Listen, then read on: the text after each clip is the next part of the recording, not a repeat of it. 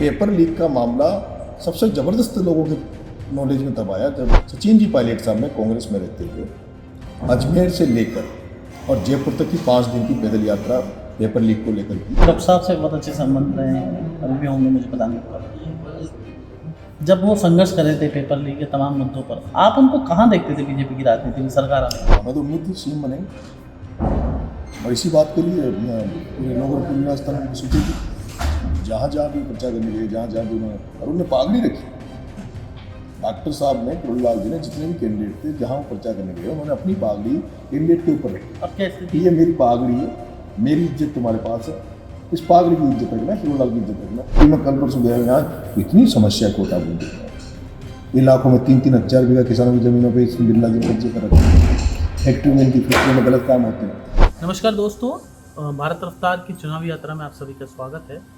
इस वक्त हमारे साथ मौजूद हैं नरेश मीणा, जो कि छात्र राजनीति से निकले और बहुत ही सक्रिय युवा राजनेता हैं और पूरे राजस्थान में इनकी फैन फॉलोइंग है। बारां, कोटा, भीलवाड़ा, पूर्वी राजस्थान, तमाम ज़िलों में इनको लोग पसंद करते हैं। छात्रों की आवाज़ उठाते थे और आज तक उठाते आ रहे हैं और जनता के बीच में हमेशा रहते हैं।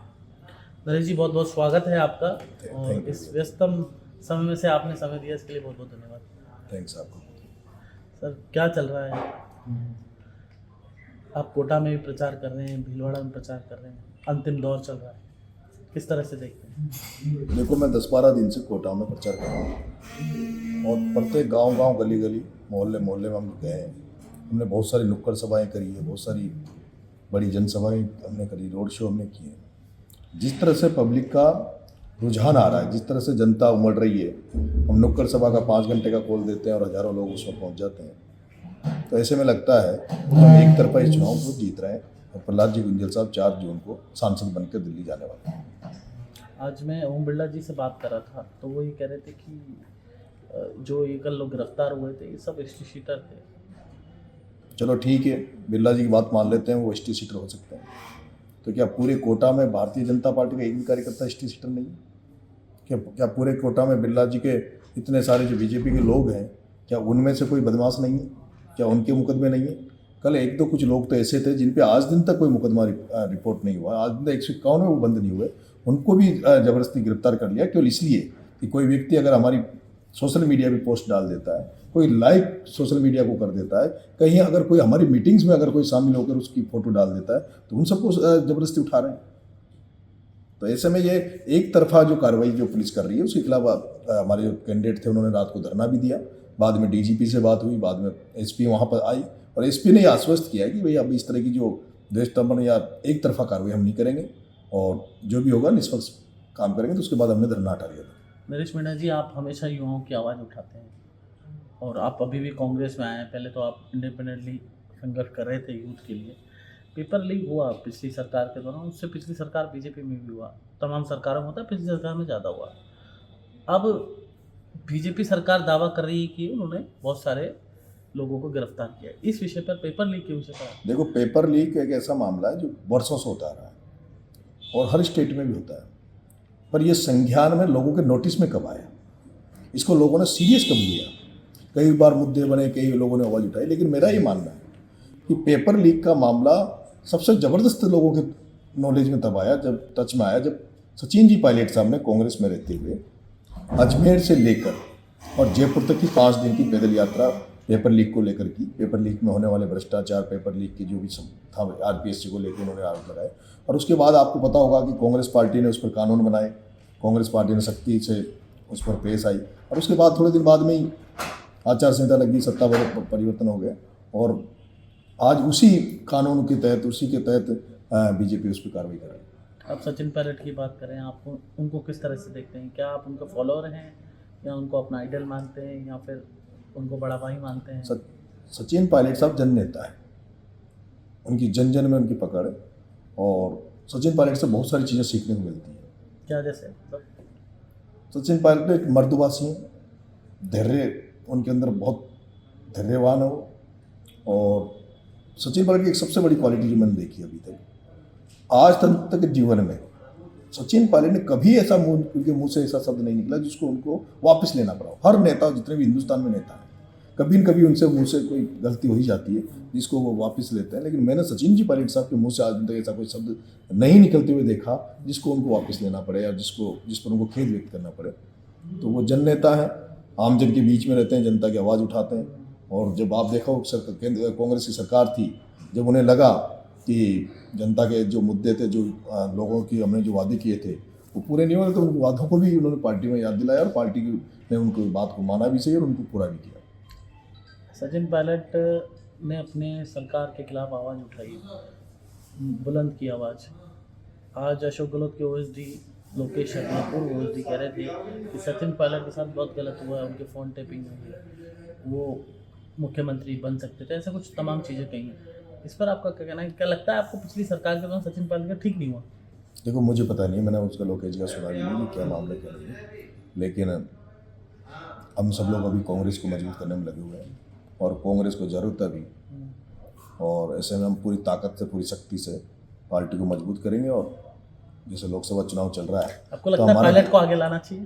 पायलट साहब आगे ही हैं, उनको पायलट साहब को नेशनल जनरल सेक्रेटरी बनाया है, AICC के मेंबर उनको बनाया है और CEC का मेंबर उनको छत्तीसगढ़ का प्रभार दे रखा है। तो पायलट साहब पावर में है और मैं ये पक्का ये विश्वास लेके बैठा हूँ कि आने वाला जो विधानसभा चुनाव होगा उसमें पायलट साहब के नेतृत्व में चुनाव होगा।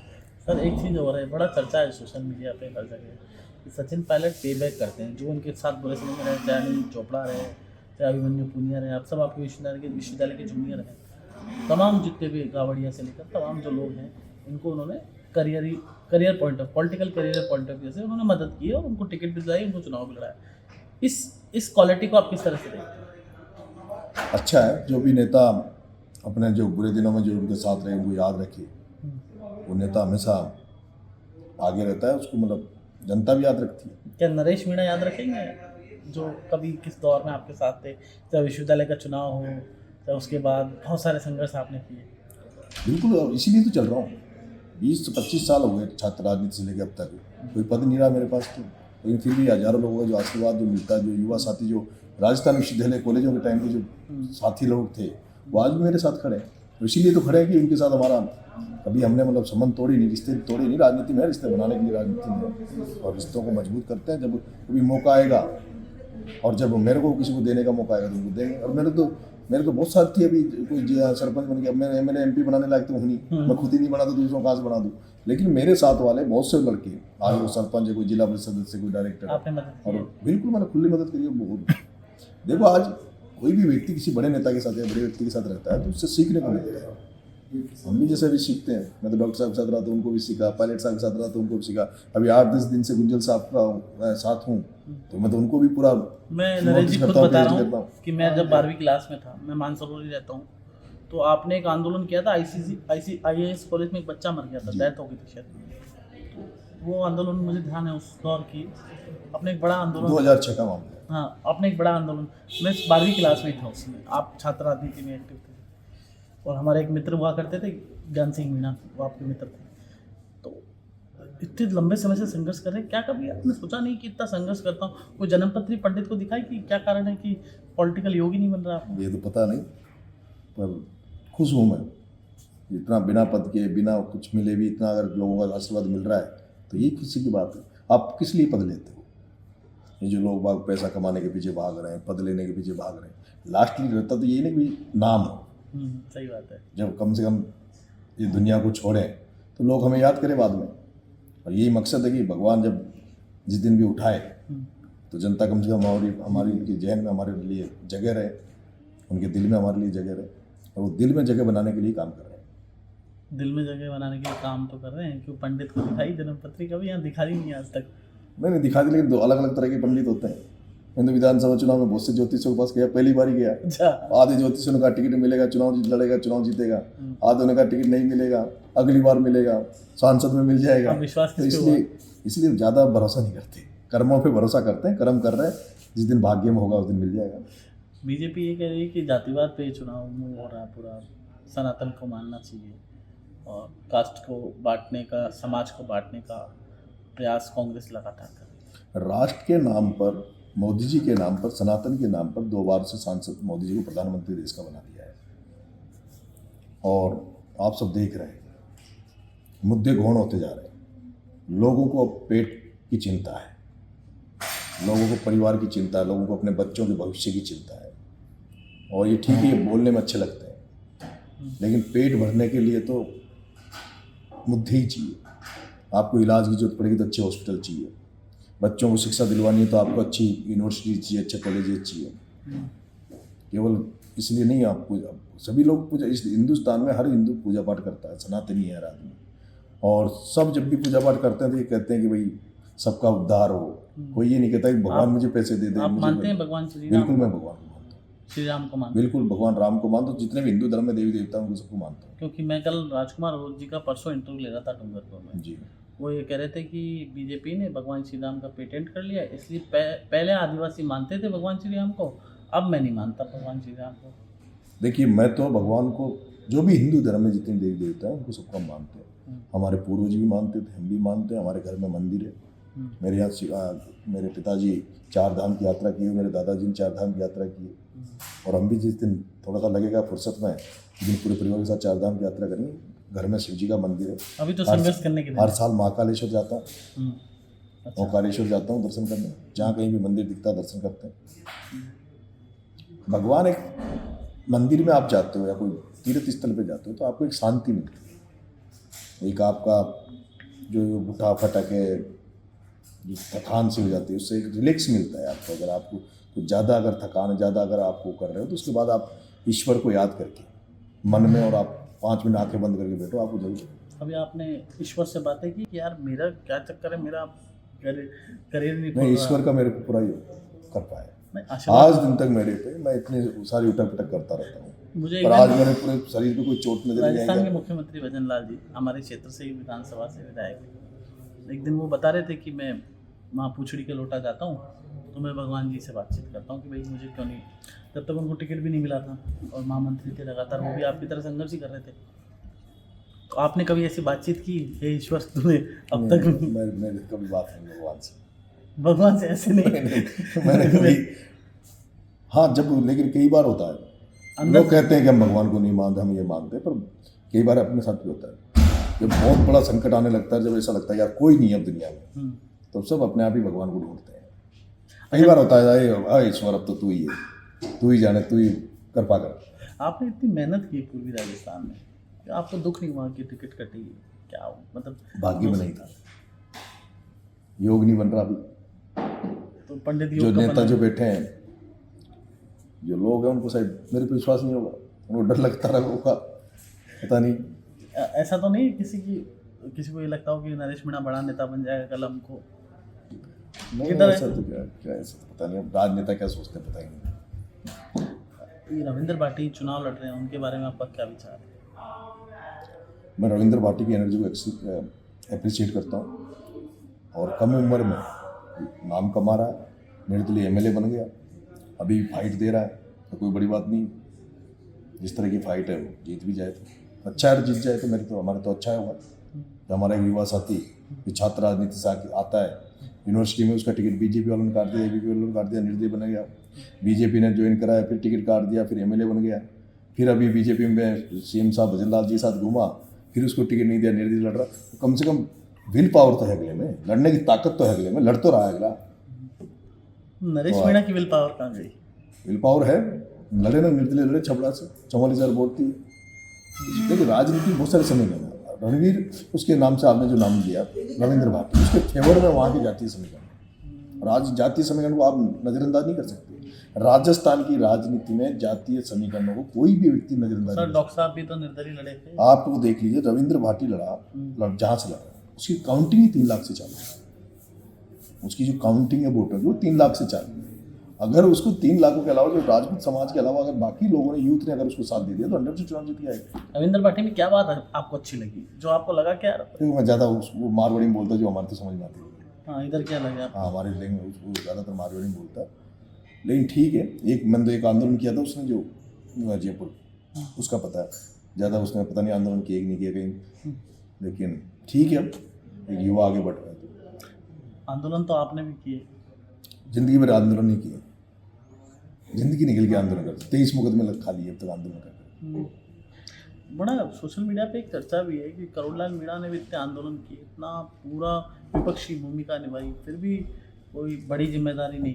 देखो, आप भी जानते हो इस राजस्थान में तो कम से कम जो भी जन नेता रहे उनको कहीं पार्टी में बड़े मौके नहीं इसका दिए, कारण क्या है? चाहे वो देवी सिंह जी भाटीवाल के समाज में, चाहे हनुमान जी बेनीवाल हो जाट समाज में, चाहे किरोड़लाल जी मीणा हो गए भारतीय जनता पार्टी में, चाहे नरेश मीणा हो, प्रहलाद जी गुंजल साहब को देख लो, चाहे हमारे नरेश जो आज मीणा पार्टी में बीजेपी में जो व्यक्ति इतना वक्ता, ऐसा संघर्ष का पर्यायी, जिसके साथ आप देखो ना, संख्या देखो, उस व्यक्ति को बीजेपी ने मौका नहीं दिया। ये जन नेता, जो जनता के जो नेता होते हैं, उनको ये क्या, पार्टियों में जो लोग बैठे हैं, पार्टियां नहीं, पार्टियों में कुछ लोग ऐसे भी तो बैठे हैं ना, चापलूसी जो मैनेजमेंट करके ऊपर चले जाते हैं, और वो तो वही चाहते हैं उनके जैसे हों, जो उनकी चमचागिरी करे, उनकी गुलामी करे, उनका थैला उठाए। और जन नेता अगर किसी की गुलामी करे, किसी की चमचागिरी करे, किसी के पैर छूते हुए नजर आए, तो जनता उसको छोड़ देती है। जनता को तो दबंग दमदार चाहिए जो उसकी आवाज़ को कहीं भी उठा सके, नरेश किसी से मीणा टकरा के सके। डॉक्टर साहब से बहुत अच्छे संबंध रहे हैं, अभी भी होंगे, मुझे पता नहीं होगा। जब वो संघर्ष कर रहे थे पेपर लीक के तमाम मुद्दों पर, आप उनको कहाँ देखते थे बीजेपी की राजनीति में, सरकार आने की? हमें तो उम्मीद थी सीएम बनेंगे, और इसी बात के लिए पूरे लोगों ने पूरी राजस्थान में घुसी थी। जहाँ जहाँ भी वो प्रचार करने गए, जहाँ जहाँ भी उन्होंने, और उन्होंने पागड़ी रखी। डॉक्टर साहब ने, किरोड़लाल जी ने, जितने भी कैंडिडेट थे, जहाँ वो प्रचार करने गए, उन्होंने अपनी पागड़ी कैंडिडेट के ऊपर रखी। अब क्या स्थिति ये मेरी पागड़ी है, मेरी इज्जत तुम्हारे पास है, इस पागड़ी की इज्जत रखना, किरोड़लाल की इज्जत रखना, और किरोड़लाल जी को बीजेपी अच्छा वोट देगी। और यही कारण था सब लोगों ने वोट दिया। लेकिन हम उम्मीद कर रहे थे सारा समाज कि किरोड़लाल जी सीएम बनेंगे। फिर सीएम नहीं बने तो सोच रहे थे भाई चलो डिप्टी सीएम का नंबर आएगा। और फिर डिप्टी सीएम जब नहीं बने तो मैंने तो उनके भतीजे जो विधायक है भी महुआ से, राजेंद्र मीणा, उन्होंने एक स्टेटमेंट दिया था मंच पे कि आप चिंता ना करें, कल लिस्ट आने वाली है, होम मिनिस्टर हम बन रहे हैं। फिर पता चला होम मिनिस्टर तो छोड़ो, पंचायत राज दिया जो भी आधा अधूरा दिया, जिसमें ना तो प्रधान को कुछ कर सकते, ना प्रमुख को मदद कर सकते।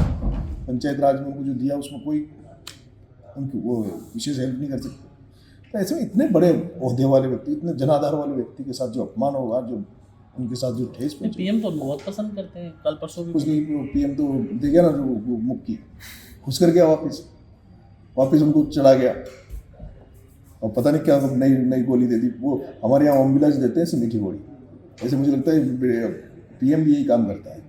अब एक मंच वो थप्पी दे गया, डॉक्टर साहब फिर से लग गए। तो मुझे नहीं लगता कि बीजेपी में डॉक्टर साहब को कोई स्वीकार करें, क्योंकि उनको पता है कि डॉक्टर साहब जिस दिन बन गए, डॉक्टर साहब को अगर वो सीएम बना देते, डॉक्टर साहब पिछड़ों को, कमज़ोर लोगों को मदद करते। बीजेपी चाहती नहीं, बीजेपी पिछड़े लोगों के, आदिवासी, SC ST माइनॉरिटी, इन लोगों को बीजेपी देखना ही पसंद नहीं करती। नहीं, ऐसी के देश में राष्ट्रपति, ऐसी बात नहीं है। राष्ट्रपति की हालत नहीं देखे आपने? प्रधानमंत्री बेटा रहता, राष्ट्रपति से खड़ी रहती है। राम मंदिर में बुलाए गए नहीं, उनको केवल, हाँ, ये नाम करने के लिए बना देते। किरोड़लाल जी बना देते राष्ट्रपति, जब मानते, हाँ बनाया किसी को। अगर करोड़लाल मीणा को राष्ट्रपति बना देते तो नरेश मीणा बीजेपी में चल जाते क्या? नहीं, बीजेपी में तो देखो, मेरा बीजेपी से विचार नहीं होता, मेरा डॉक्टर साहब से, चलो डॉक्टर साहब हमारा सम्मानित व्यक्ति है, जिससे समाज में उन्होंने, डॉक्टर साहब ने समाज के लिए बहुत कुछ किया। ये पार्टी में जाना, इससे थोड़ी फर्क पड़ता है, लेकिन उनको जाने से बाकी दुनिया जो है, बाकी लोगों में तो फर्क पड़ता है। अब जिस वो द्रौपदी मुर्मू को बना दिया, मुझे तो नहीं लगता उससे कोई डमी है। जैसे वो उपराष्ट्रपति देख लिया ना आपने, तो कभी कभी ऐसा नहीं लगता है उपराष्ट्रपति बना रखा है आपने धनखड़ साहब को, और राहुल के सभा को टिकट नहीं दिला पाए। वैसे बीजेपी वाले प्रचार करने भेज देते हैं उनको, सिक्योरिटी नहीं। ये लोग हम लोगों को, किसान कौमों को, पिछड़ों को, दलितों को, शोषितों को, इनको बीजेपी मानती नहीं। सर, आपको कभी कभी ऐसा नहीं लगता नरेश जी कि अभी आपने कहा इतने सारे जन नेताओं के नाम लिए, कभी कभी ऐसा नहीं लगता कि यार मैं जन नेता क्यों, मैं भी कोई चापलूसी कर लेता हूँ कि यार जन नेताओं की कोई तवज्जो है नहीं, जो आप बता रहे हो। कभी कभी लगता है ना, कभी कभी लगता है थोड़े दिन कि यार चलो किसी की चमचागिरी करके टिकट ले लें, तो कुछ कर लें, पर जैसे मूल स्वभाव से आप हट नहीं पा रहे। होता ही नहीं है, संभव ही नहीं है। एक आदत सी पड़ जाती है, आदमी जिसका जो नेचर होता है वो वैसा ही रहता है। गुलामी नहीं होगी, कोई बराबर में बिठा के बात करे, बराबर में सम्मान तैयार, कोई ये कहेगी मेरे घर के पास खड़ा रहे। अब मैं 50-100 लोगों को लेके किसी नेता के पास जाऊं और नेता गेट नहीं खोले, मैं बाहर खड़ा रहूं 1 घंटा, तो नेता तो मुझे मिल जाएगा, पर वो जो 100 लोग मेरे साथ जा रहे हैं ना, वो उसी समय मुझे छोड़ के भग जाएंगे। अरे यार हमारा नेता तो डरपोक है, हमारा नेता तो गुलाम है। राजस्थान वीरों की भूमि है ये, ये वो भूमि है जहाँ महाराणा प्रताप को इसलिए लोग पूजते हैं, महाराणा प्रताप को इसलिए भगवान मानते हैं कि उस व्यक्ति ने अकबर के सामने वो झुका नहीं, उसने घास की रोटी खा ली गढ़महल छोड़ के, लेकिन कॉम्प्रोमाइज़ नहीं किया, इसलिए उसकी पूजा हो रही है। और वो जयचंद जो थे या जो राजा महाराजा थे जिन्होंने कॉम्प्रोमाइज़ किए उनको कोई पूछ नहीं रहा। झांसी की रानी को देख लो आप। नरेश जी, एक सवाल है, राजस्थान में इतने पेपर लीक हुए, आपके समाज के या अन्य समाजों के यूथ बड़ा परेशान है, सरकारी नौकरी है नहीं, वैकेंसी निकल नहीं रही और प्राइवेट नौकरियां है नहीं, बाहर जाना पड़ रहा है। तो हमारे जो मेधावी छात्र हैं, मेधावी युवा हैं, वो मतलब हैव टू, मतलब वो जरूर उनको जाना पड़ रहा है राजस्थान से बाहर, इसको लेकर क्या आप क्या मुहिम छेड़ेंगे? ये दुखद है। मैंने एक बार 2017 में मूवमेंट किया था, आपको शायद ध्यान होगा, सत्याग्रह किए, ध्यान है मुझे। सत्याग्रह आंदोलन जो मैंने किया था छात्र और किसानों पे किया था। मैंने उसमें छात्रों का एक मुद्दा रखा था कि जो भी बीपीएल परिवार का बच्चा हो, वो किसी भी वर्ग का हो, किसी भी जाति का हो, किसी भी धर्म का हो, उस बीपीएल वर्ग के बच्चे को आप एमए बीए उच्च शिक्षा तक फ्री उसको पढ़ा दो। वो सरकारी नौकरी उसको मिल जाए तो ठीक है, अगर उसको सरकारी नौकरी नहीं भी मिले तो कम से कम उसको आप इतना शिक्षित कर दो कि वो कहीं किसी यहाँ कंप्यूटर चला ले, किसी प्राइवेट कंपनी में जॉब कर ले, और कुछ भी नहीं करे तो एक पढ़ा लिखा व्यक्ति कम से कम अपने घर बार को तो अच्छा चला सके, अपनी खेती बाड़ी को तो अच्छी तरह से खेती बाड़ी कर सके। जिस तरह से खेती बाड़ी में भी आजकल नए नए प्रयोग किए जा रहे हैं, जिस तरह से आप देख रहे हो फार्मिंग में अच्छा हुआ है, तो वो उसको कर ले। अब जो आदमी बेचारा स्कूल नहीं गया, जो एबीसीडी नहीं जानता हो, जो एबीसीडी नहीं जानता हो, वो कैसे ना तो वो घर चला पाता है, ना परिवार की मदद कर पाता है। वो तो वही बेचारा, उसको तो काम बता दो ये काम करना है। तो इसलिए मेरा ये मानना है कि ये जो कर रहे हैं चिकित्सा फ्री, ये सब और जो योजना फ्री योजना, इनसे बेटर ये कि इनको सबको बंद करके अगर आपने एक घर में एक बच्चे को भी अगर आपने उच्च शिक्षा फ्री में दे दी, उच्च शिक्षा फ्री में शिक्षा दे दी ना, तो वो लड़का अपने आप अपने घर को आत्मनिर्भर कर लेगा। कहीं ना कहीं 10-20 हज़ार की नौकरी तो कर ही लेगा। प्रधानमंत्री तो कह रहे हैं आत्मनिर्भर भारत की बात करें, तो मैंने जो कहा ना ये छोटा मुद्दा, ये हर घर में से बीपीएल परिवार कोई सा भी, अभी हालत क्या है यहाँ कोटा की मैं हालत, जहाँ आप इंटरव्यू ले रहे हो मेरा, यहाँ पे बच्चे लाखों बच्चे पढ़ने आते हैं, 5 से 7 हज़ार रुपये महीने का कमरा किराए का महीने में नहीं मिलता। यहाँ लाखों बच्चे जो आ रहे हैं, यहाँ एक कोचिंग है जो खुली हुई है, कोचिंग हब करते हैं कोटा को, 1-1 लाख 2-2 लाख रुपए फीस से कम नहीं है। अब आम गांव का किसान अपने बच्चों को कैसे पढ़ाएगा? जो व्यक्ति मजदूरी करता है, जिसको 10,000 रुपये महीना मिलता है, जिसको लाख रुपए साल की तनख्वाह, जिसकी साल भर की 10 लाख रुपए हुआ है, वो व्यक्ति अपने बच्चों को कैसे कोचिंग करा के कैसे पढ़ा सकता है? सही बात है। इस पर सरकार को ध्यान देना चाहिए। शिक्षा पे, मूल शिक्षा की गाँव के बच्चों को कैसे पढ़ाई लिखाई में आगे लाए, उस पर ध्यान देना चाहिए। कोटा में आप राजनीति कर रहे हैं, कोटा में आत्महत्या एक बड़ा मसला है, बहुत सारे रोज ना कुछ ना कुछ होता है। इसका बड़ा कारण क्या है? स्ट्रेस है या दबाव है या माता पिता की गलती है कि मान लो कोई साइंस लेना चाहता है उसको कॉमर्स दिला देते, कॉमर्स लेना चाहता है उसको आर्ट्स दिला देते? देखो, बच्चों को पूरा ध्यान रखना चाहिए, बच्चों को भी दबाव नहीं देना चाहिए, उनको फ्री हैंड रखना चाहिए, उनका कॉन्फिडेंस बढ़ाते रहना चाहिए। जैसे हम कोई हॉस्पिटल में जो कोई एडमिट हो जाए तो उससे कहते हैं ठीक हो जाएगा, कुछ चिंता कर रहा है। बच्चों को कभी भी ये नहीं करना चाहिए कि अरे तूने ये कर दिया वो कर दिया। आजकल की जो जनरेशन है वो बहुत कमज़ोर है, वो दिल उनका ज़्यादा मजबूत नहीं है। मोबाइलों ने जो सिस्टम आया है वो लोग फील्ड में रहे नहीं। मेरा ये मानना है जितने भी यहाँ बच्चे हैं, जो फीस का, जो कोई गांव का गरीब का बच्चा आ जाता है, फीस इतनी है वो सफल नहीं होता, तो उसको लगता है यार मैंने तो मेरे परिवार को बर्बाद हो गया मेरी वजह से, मुझे नौकरी नहीं मिल रही।